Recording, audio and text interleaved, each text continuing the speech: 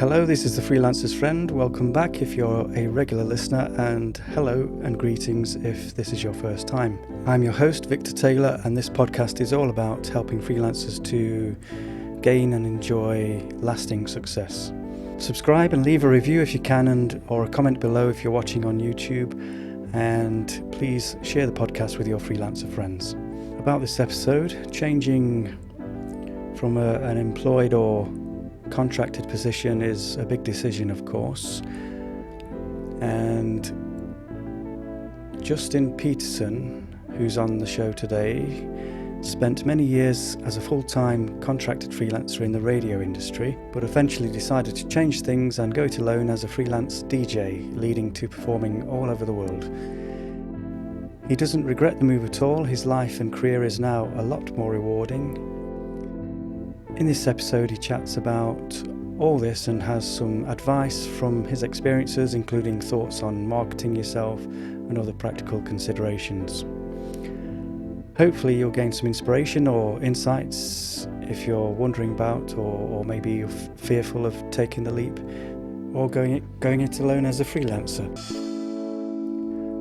Welcome, Michael. Thanks for joining us. You freelanced in the radio industry for 20 years, but things changed in radio and you decided to become an international DJ. Could you tell us about your journey in the past 3 years and why it was worth making the jump from full-time work?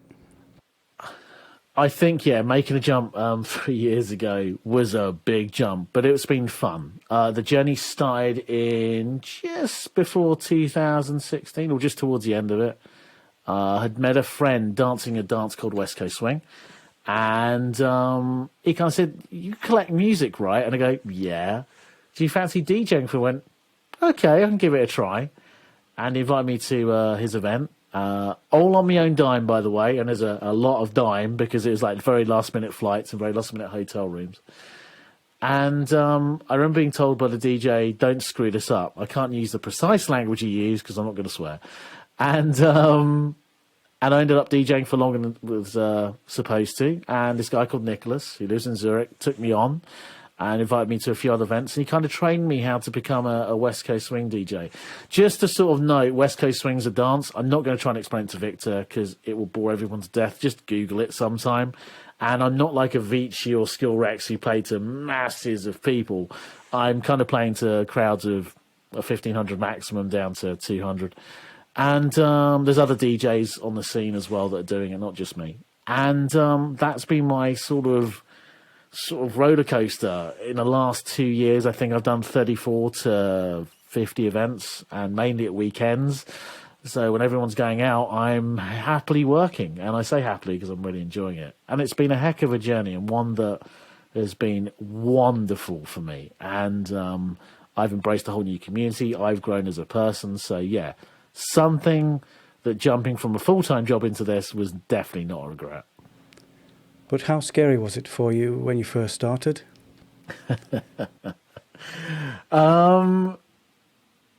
was scary because when you're asked to DJ in front of 200 people, you have no idea who they are. There's a bunch of staff at these events as well, who are all very they're well noted in their own businesses. It's really bizarre because lots of things happen. People are talking to you. You're trying to set up your music. And I remember quitting the job and telling my boss, "Hey, this seems to be taking off for me." And I thought, crikey, I'm alone in doing this. And I just kept doing it.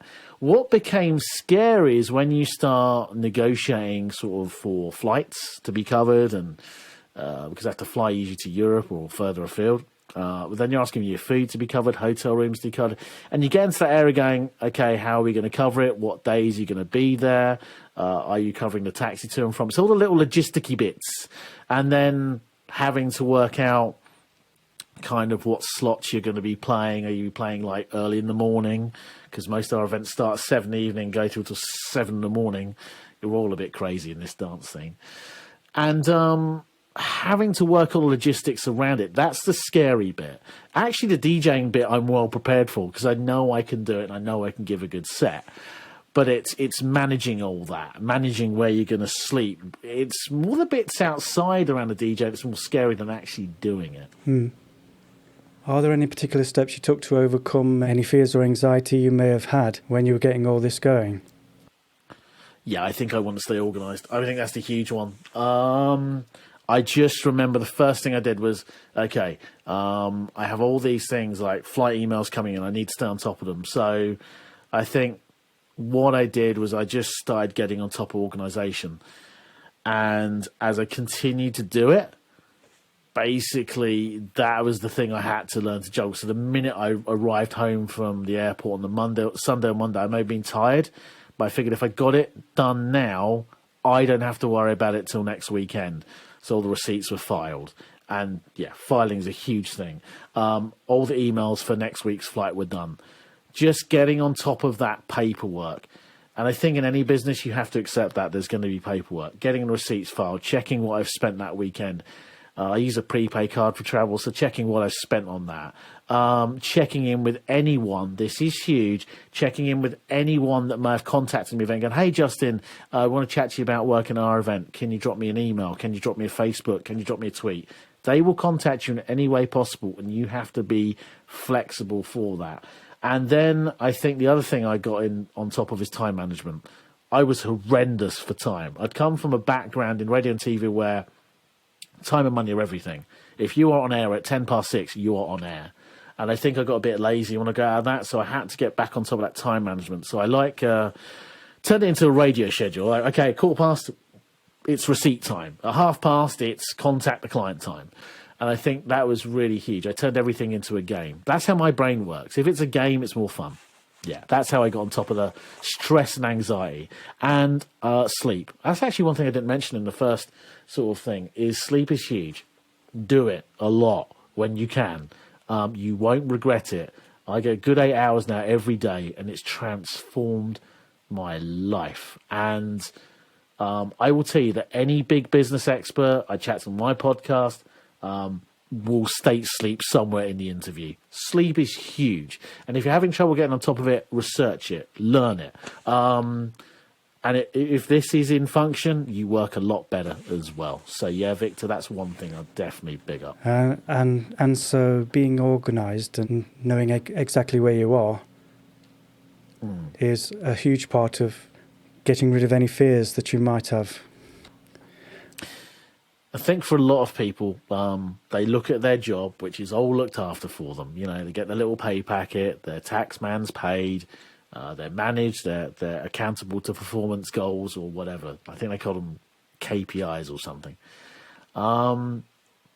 Then you're suddenly, well, I can get up at 10 o'clock now. I don't have to get the train at 8. I don't have to commute into the city or down the road.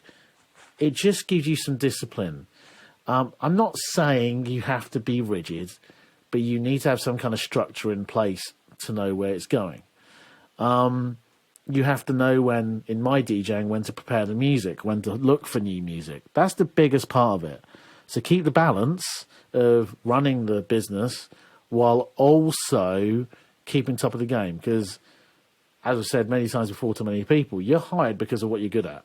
You're not hired because you're really good at admin. That just helps. Your cake, or the icing to your cake, is basically you're brilliant as a DJ, a podcaster, a YouTuber, making great products. You may be selling makeup. Do that, and the other bit will come. You may have to be on a learning period, but don't be so hard on yourself to go, oh no, I have to learn admin in 3 days. No, you don't. Just be cool about it. It's going to come with time. Oh, Justin just said about sleep. I have to learn to sleep. No.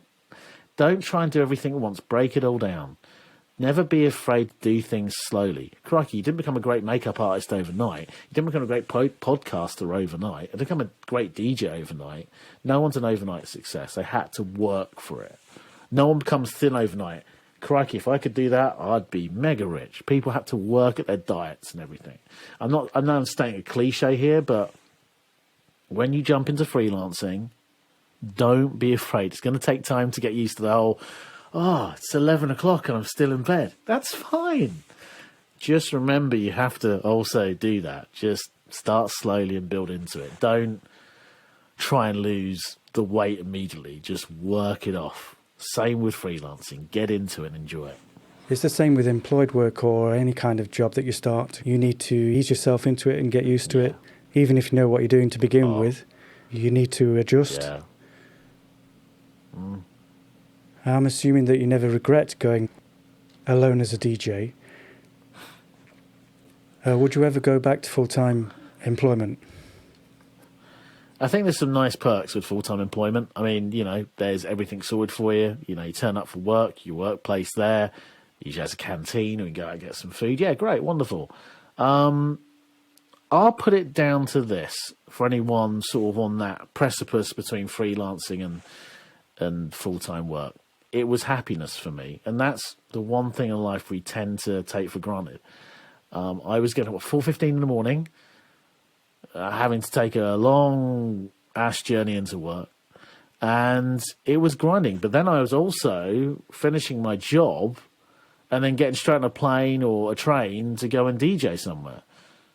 But I looked more forward to getting on the plane and commuting, I don't know, 2, 3, 4 hour flight or a long train ride to go and DJ than I was going to work.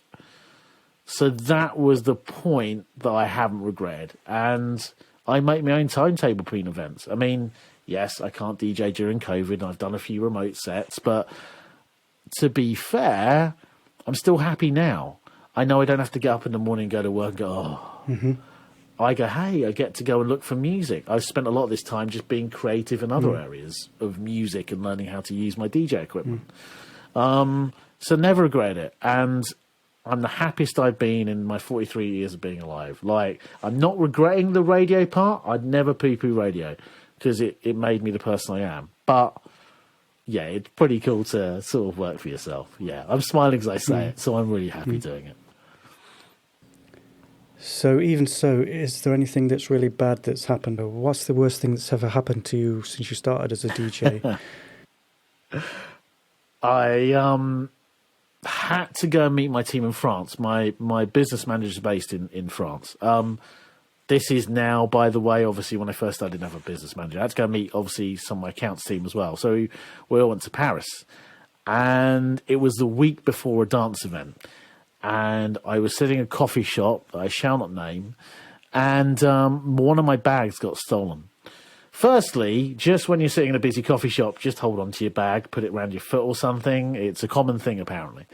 My passport was stolen. It was a week before an event, and we couldn't find it. Thankfully, I didn't lose any of my laptops or my phones or my cards because they're all on me, just my passport. So I now carry my passport on me at all times. But anyway, I had to phone the event, tell them what was going on. I explained the entire situation. It was horrible knowing that I had no ID. I was abandoned in a country. But what I loved about my dance community was they all came forward, gave me a place to sleep, let me put my suitcase down. But that was absolutely horrible. The other thing that I always remember as a DJ, and I'm sure every digital DJ's experienced this, my equipment crashed mid-set in a very high-level competition dance. And when you have 1,200 people and it's the biggest event on our calendar, look at you, it is the most unrequiring thing to go through. So they're the two things I can look at. The passport one was nasty. The other one I can laugh at. But, yeah, they're the two horrible things that have ever happened to me.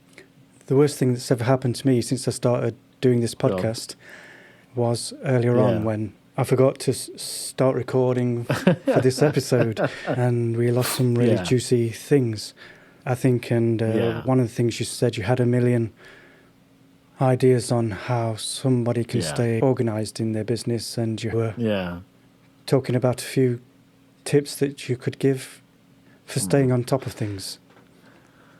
Yeah, I'm gonna change around the answer a little bit. I'll start with the most exciting one first and move back to all the more boring stuff. So I think first one is treat everything as a game. I know that sounds bizarre, but a lot of people go, oh, paperwork. And I've mentioned this before.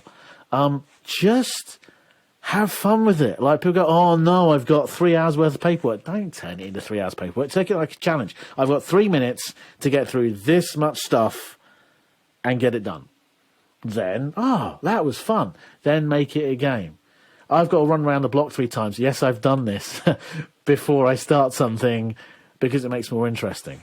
Doesn't mean go around the block again. It just gets me motivated. Do things that interest you. If you're a running guy and you're running business, you have to do receipts, maybe go for a run so it pumps you up and go for it. That's the most important thing. Don't make business a chore. Don't make it like your last job where I don't like doing paperwork. Turn it into something interesting that works for you. And I'm sure Victor has his own things. I'm sure anyone listening has their own little quirks that they enjoy. I don't like washing dishes. Here's one for you. When I put on the radio, I'm a DJ, it kind of helps. I wash dishes and hoover like nobody's business because the radio motivates me. So if you like a particular dance artist, put that on. It's a good tip for you. Number 2, get organised, as we already talked about. You don't need some flashy piece of software that all these my friends go, oh, Justin, I'm getting into business. I'm becoming a freelancer. You don't need any flashy business. All you need is a spreadsheet. You don't even need to pay for anything. You can download free ones. I'm sure there's a million ones that Victor and his team can recommend to you that you can download for free and get organised. Little tip for you, though, particularly when you're doing as a freelance client. Write the little date that you got to know them. Like I've even made a date when I met Victor and I approached him online. It's in my little file. Because you never know when these contacts come up again. Let's say you met Steve in the March of this year and John wants to contact him. Keep all those numbers in situ. You go, hey, you remember when you met in 2017? You remembered that? Hell yeah. Even better, get their birthday. Helps you. Just send them a little text. Hey, happy birthday.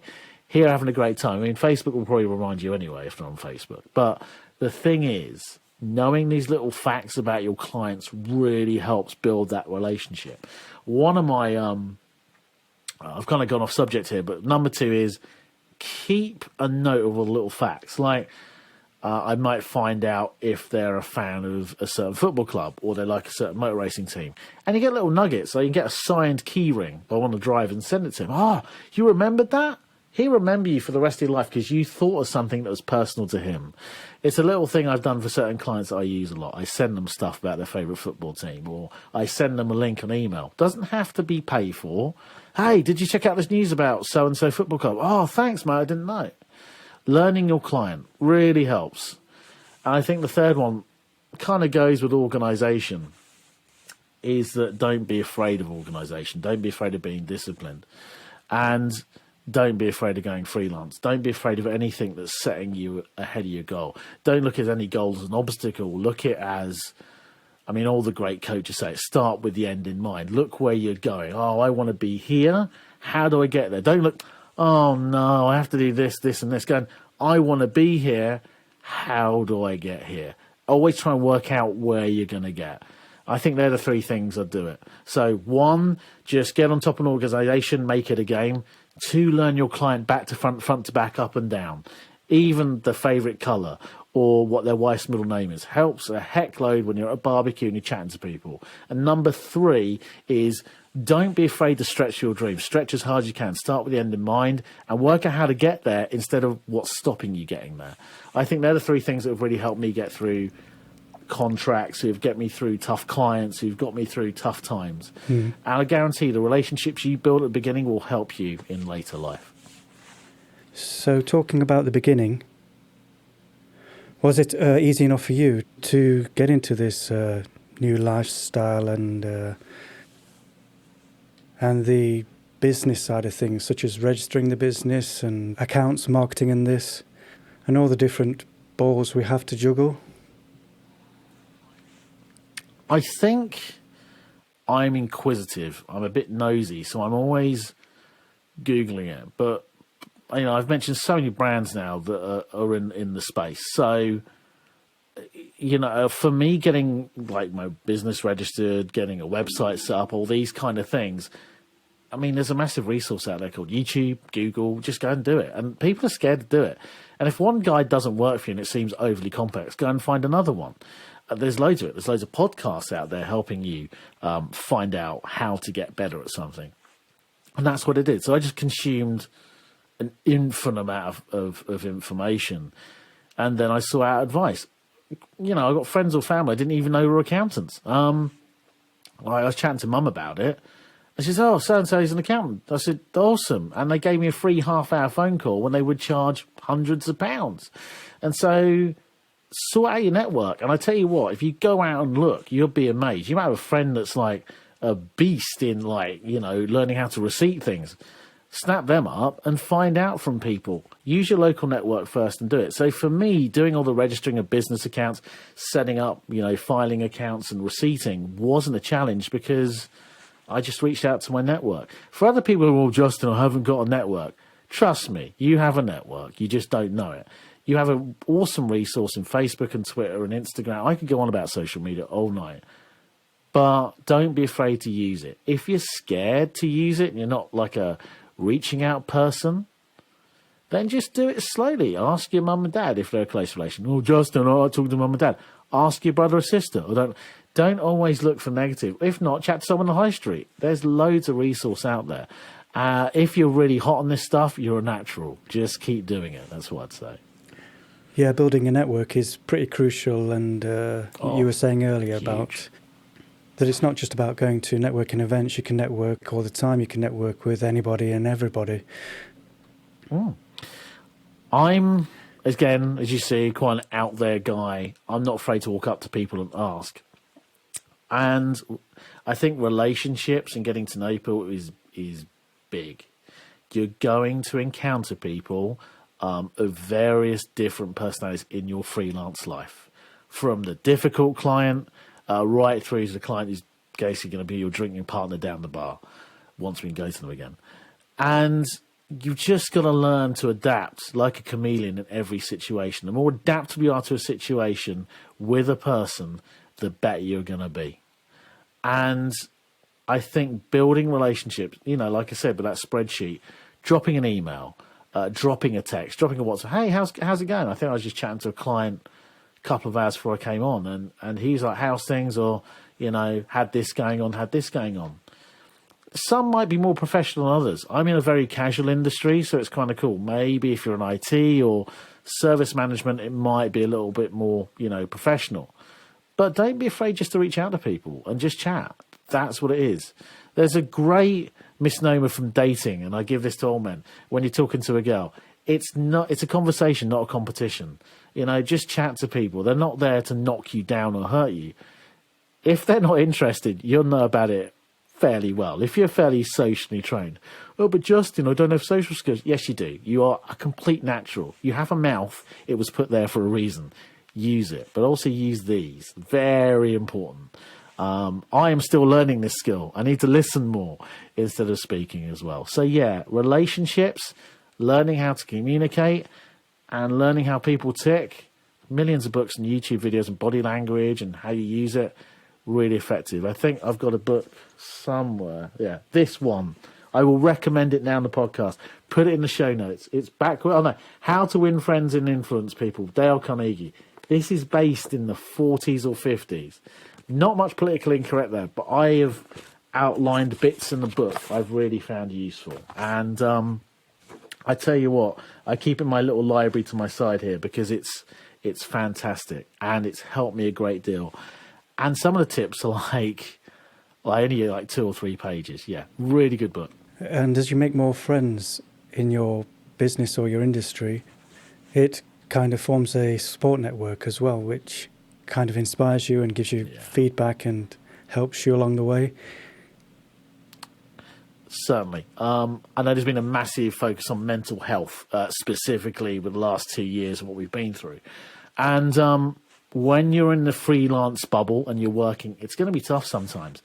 Those clients, some of them are going to become your closest friends. And I have a team of DJ students who I train who want to do this as well. And they've become some of my closest friends and network. Yeah, you're never going to regret reaching out to those guys. And I tell you what, we can talk about business and freelance all day long.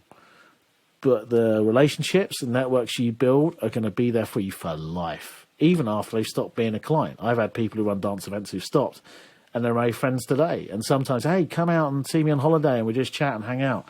And it's really important. Don't be worried about having some downtime. It's not all work, work, work. I think too many people are obsessed with this hustle culture. Yeah, great. You have to work hard for it.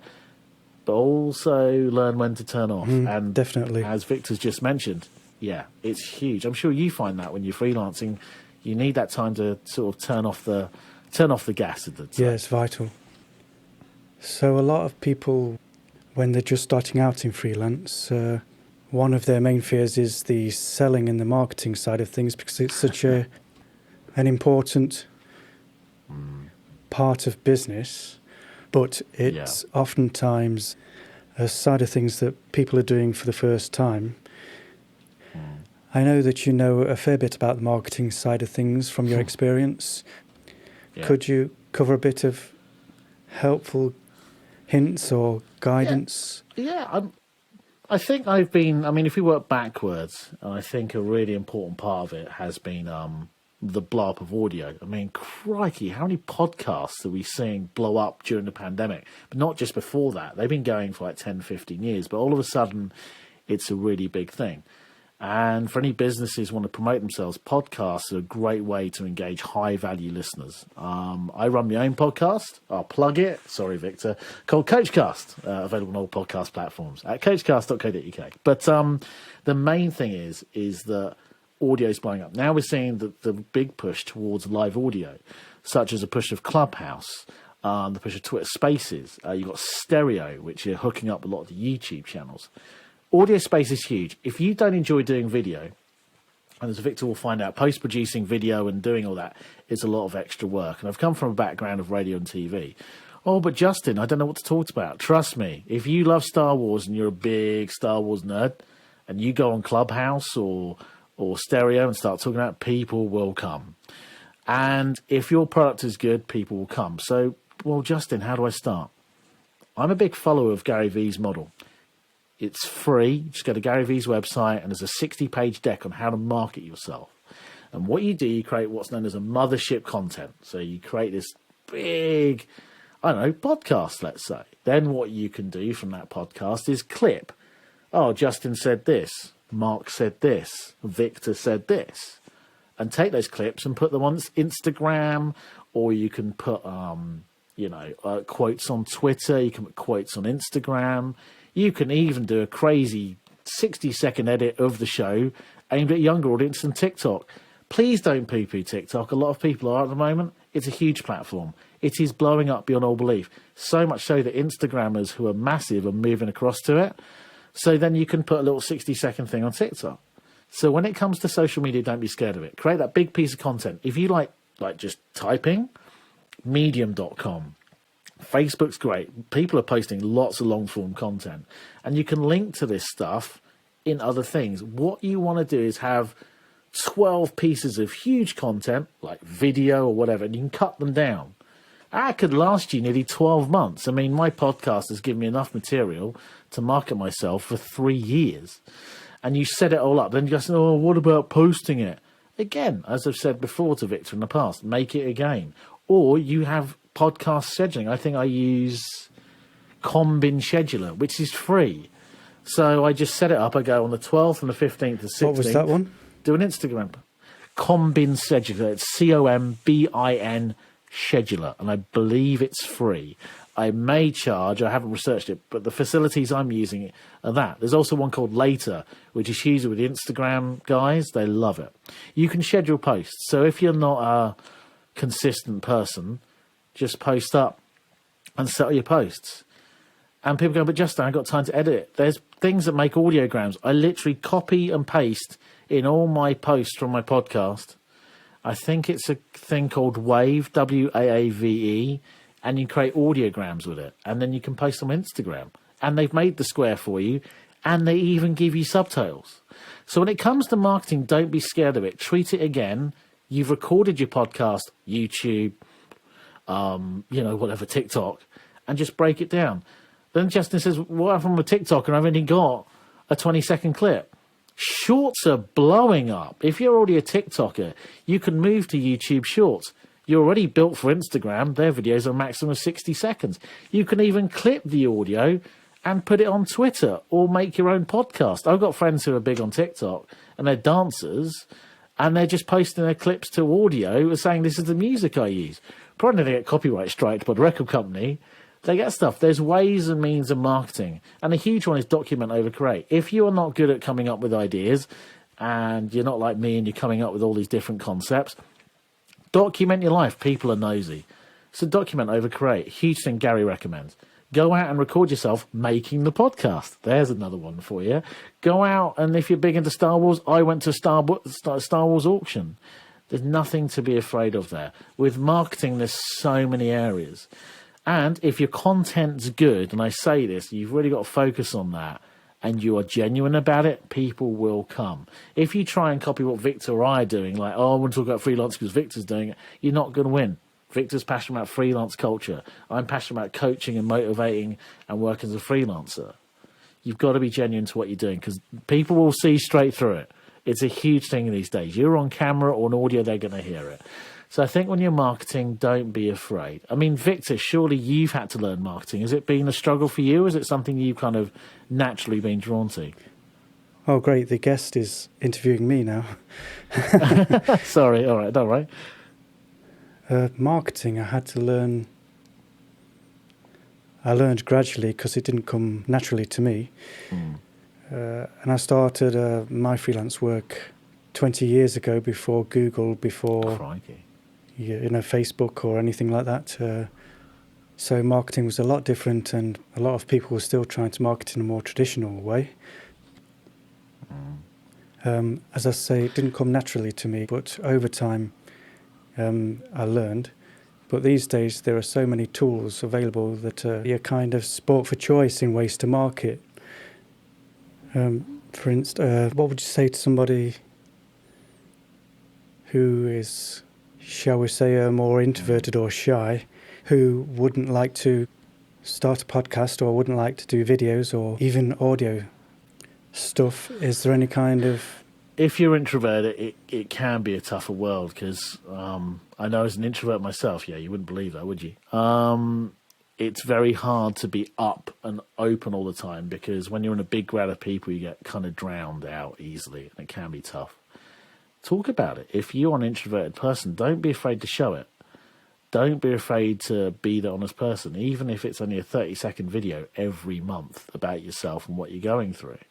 People think introversion is this big, horrible, scary thing. It isn't. And I want to talk to people now that are introverted with marketing and are scared about. You hear a lot that they don't want to be freelancers because, they like the way the world works. We're more quiet. We're more sort of into our own world. Don't be afraid of that. So if you're introverted, if you're down, I'll speak to you in a nice, lovely tone of voice, is that sit down, think, that's what we do as introverts, and know who you are. Know what your passion is. Don't be afraid to show it in the way you want to. Just because I'm all bouncy, happy, doesn't mean you have to be the same way. And you can be you, and you can achieve great things, because I think there's a need for less, bang, in-your-face culture, because a lot of these social media platforms may scare you, because you're going to go, oh, these people are so chatty, and loads of people are commenting for them. If you have a group of 10 people following you, and they like you, that's like 10 people in your house. People go, oh, you've only got 10 likes. Yeah, but 10 people took the time to look at your content. I think introverts like to overthink. I'm the master of that. Don't be afraid of it. And don't be afraid of these platforms. And if it just requires one click and you did 2 seconds and you didn't want to post it, you still did it. So if you're really shy about marketing, you're not too hot on the whole, oh, I've got to talk to people, then choose a network that matters for you. Maybe start a private little WhatsApp group. Maybe start a private little Twitter group with your friends and just build out from there. And hey, I want to bring my friend in. I think Discord's very good for that. It's a gaming platform, and you can build a community of people who are into the same thing. And I think that's going to blow up because you can do voice, you can do video, and you have the choice on how you want to interact. Because with Discord, you can use voice, you can use video, you can just use text. So maybe to market your business, let's say you're an introvert freelancer, and you go, oh, I don't want to do all this. Go on Discord, start introvert freelancers. There you go.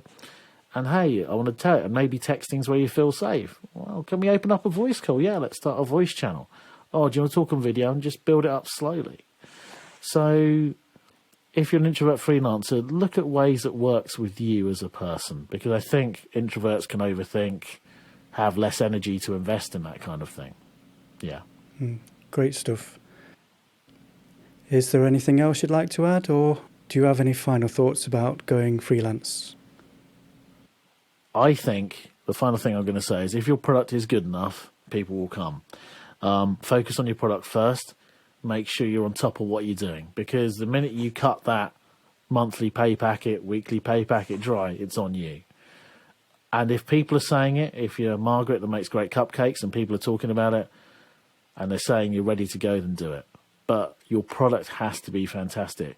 And that's not you saying it. If you think your product's fantastic and it's a load of rubbish, you need to listen to your audience. They're the ones you're selling it to. They're the ones that pay the bills. I know people who do certain things that think they're wonderful, but they've got no audience. Your audience have to do. The market wins every time, no matter what. All these platforms, podcasting didn't become big, is because people are consuming it. So if lots of people are eating your cakes, then you go freelance.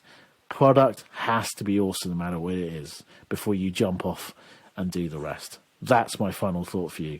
And then do all the other stuff. Because once your business starts to take off, trust me, you'll know when to open the account and start the business account. Get the taxes sorted. Life will tell you when it's ready. How can the listener contact you or find out more about you? Best way to do it is I do mainly everything through my podcast website. So it's coachcast.co.uk. You can get in touch via Twitter. That is at JuzzyP. Also, there's Instagrams at JP Smiles. And if you go on Spotify and interested in listening to the West Coast swing music I do, just go to this website. I should have had it prepared. It is WA List on Spotify, hashtag. You can also find it on YouTube, WA List Monthly, and you can find it on Telegram as well. And the website's at Justin Petersen, petersen.co.uk. Thanks again for joining us, Justin. No doubt that will be very helpful to someone thinking of becoming a freelancer or is just starting. No worries. Thank you for the time, Victor. Take care.